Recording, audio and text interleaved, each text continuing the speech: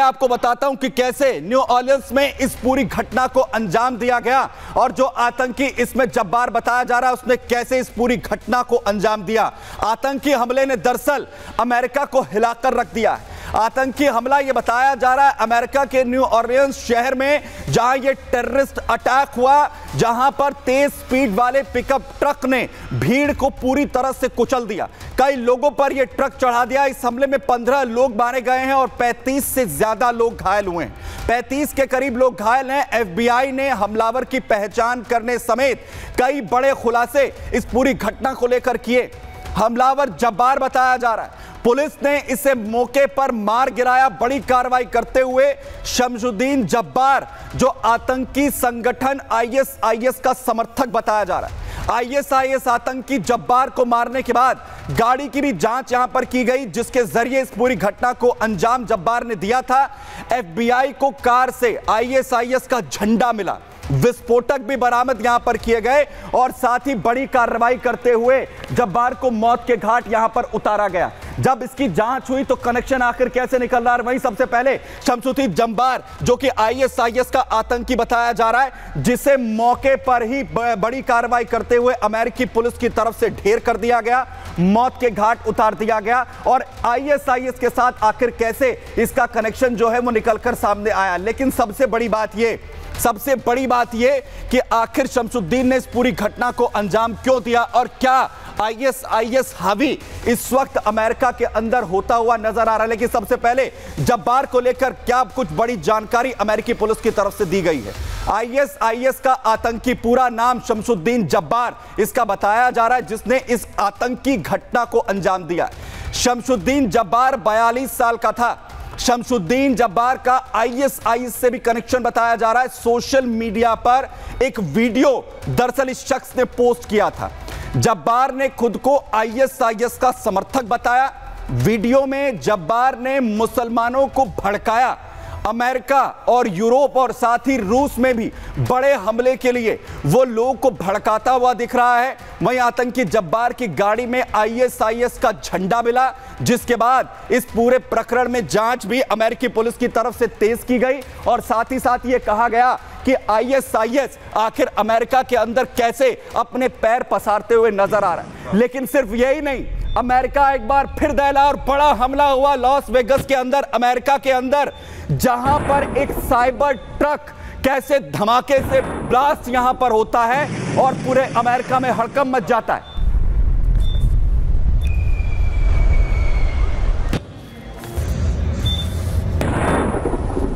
बड़ा धमाका होता है।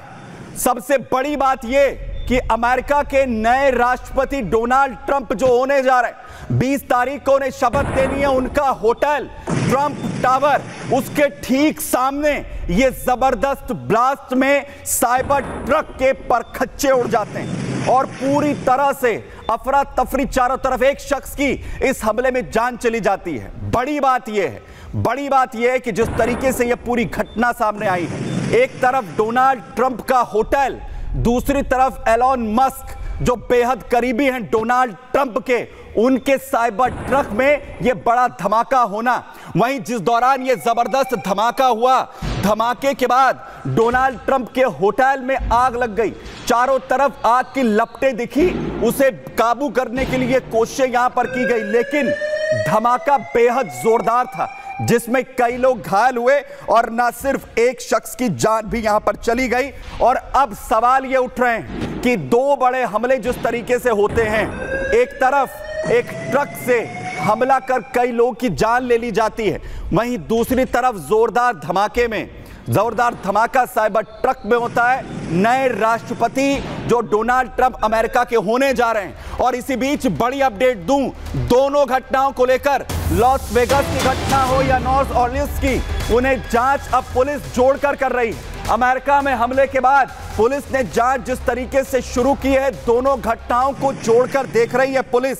दरअसल कई समानताओं की बात कही जा रही है दोनों ही घटनाओं को लेकर, और यह कहा जा रहा है कि दोनों घटनाएं आपस में जुड़ी हुई यहां पर हो सकती हैं और इसीलिए पुलिस अब इस घटना को लेकर, दोनों घटनाओं को लेकर जांच करती हुई यहां पर नजर आ रही है। यानी दोनों घटनाओं के बीच जो कनेक्शंस हैं उन्हें अब तलाशने की कोशिश यहां पर हो रही है कि क्या इन दोनों घटनाओं को एक साथ एक मंसूबे के साथ अंजाम दिया गया है। आखिर कैसे दोनों घटनाओं के बीच कनेक्शन यहां पर जोड़ा जा रहा है। अमेरिकी पुलिस दोनों घटनाओं को लेकर उनके बीच कनेक्शन तलाश रही है। दरअसल दोनों ही घटनाओं में गाड़ियों को रेंट पर लिया गया, जिस दोनों घटनाओं को अंजाम दिया गया, दोनों ही घटनाओं में एक ही कंपनी से गाड़ियों को रेंट पर लिया गया।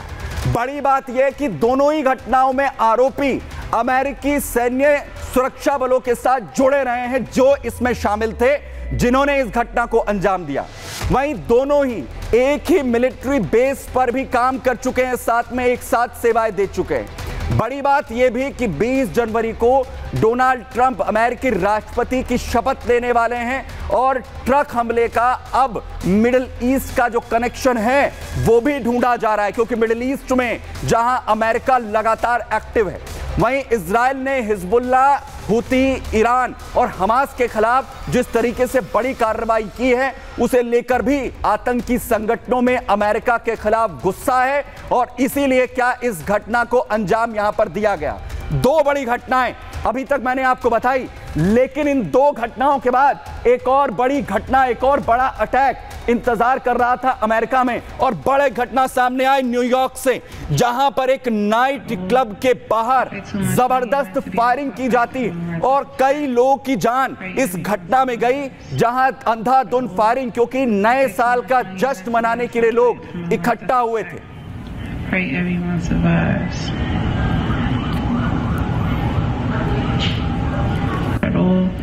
I pay too much money and rent to be outside fighting for my life. That's a fact. Pray everyone survives.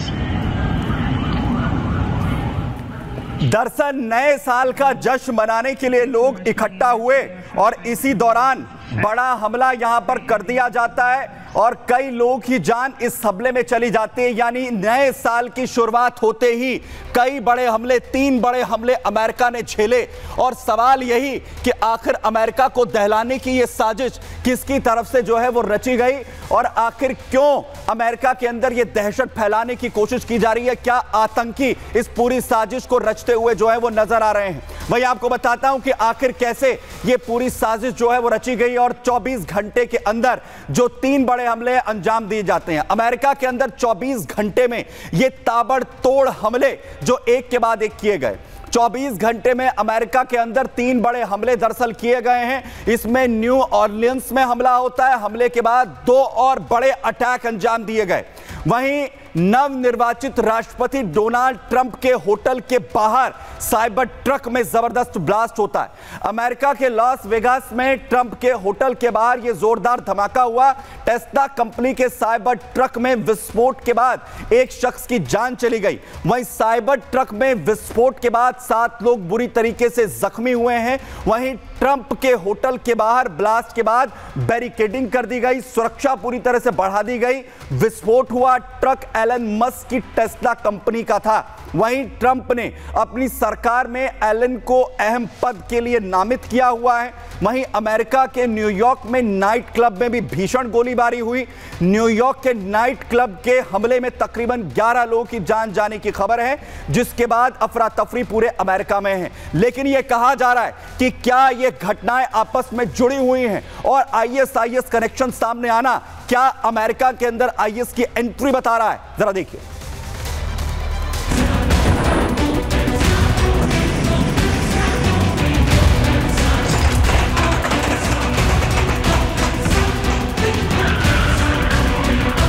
नए साल की शुरुआत में जहां पूरी दुनिया में जमकर जश्न मनाया गया, वहीं महाशक्ति अमेरिका को आतंकी हमलों ने दहलाकर रख दिया।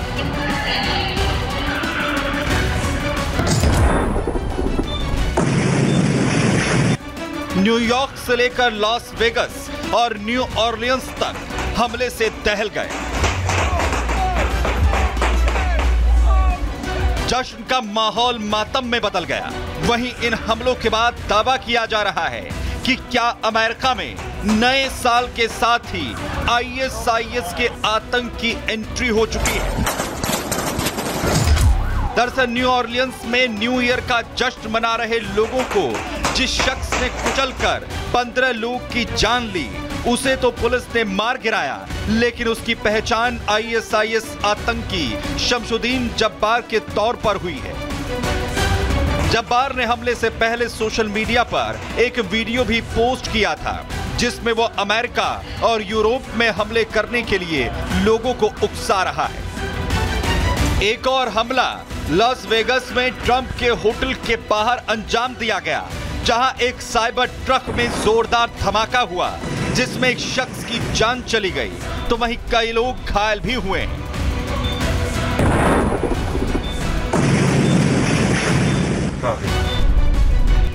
पुलिस इसे आतंकी घटना मानकर जांच कर रही है, जहां एक तरफ अमेरिका के नए राष्ट्रपति डोनाल्ड ट्रंप का होटल और अमेरिकी कारोबारी और ट्रंप के नजदीकी एलन मस्क का ट्रक, जिसके बाद सीधे सीधे इसे एक बड़ी साजिश माना जा रहा है।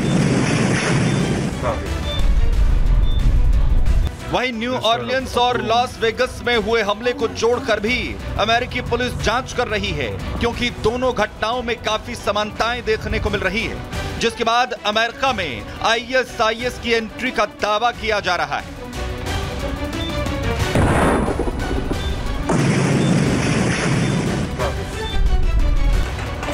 दरअसल दोनों घटनाओं में जो गाड़ी इस्तेमाल की गई वो एक ही कंपनी से रेंट पर ली गई और एक ही दिन दोनों घटनाएं सामने आई। साथ ही दोनों घटनाओं में शामिल लोग भी अमेरिका सुरक्षा एजेंसियों के साथ काम कर चुके हैं। वहीं इतना ही नहीं, न्यूयॉर्क के एक क्लब के बाहर भी फायरिंग में कई लोगों की जान चली गई। लोग नए साल के जश्न के लिए क्लब के बाहर इंतजार कर रहे थे। लोगों की काफी भीड़ थी, जिसके बाद लोगों पर फायरिंग कर दी गई, जिसमें कई लोग बुरी तरह से घायल हो गए। वहीं पुलिस ने मौके पर पहुंचकर मामले की जांच शुरू कर दी है। वहीं आरोपी फिलहाल पुलिस की पकड़ से बाहर है, लेकिन नए साल की शुरुआत में ये हमले अमेरिका की चिंता बढ़ाने वाले हैं। लेकिन सवाल ये भी कि क्या अमेरिका एक बार फिर ISIS आतंकियों के निशाने पर आ चुका है?